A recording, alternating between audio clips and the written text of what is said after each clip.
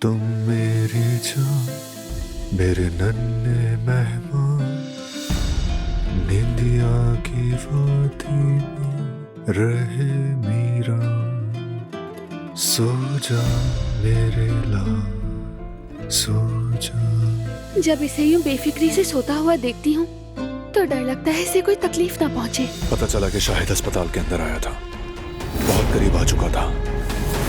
कौन हो तुम?